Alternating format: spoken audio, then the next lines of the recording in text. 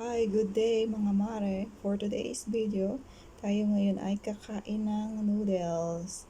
Yan noodles na ay maanghang. Kaya mainit-init pa. Sige, kain. Ayan. Nahihirapan pang mag-chopstick. Hindi pa masyadong sanay mag-chopstick. Ayan. So, kain. Ayan, binilisan ko na yung pagkain ko dyan.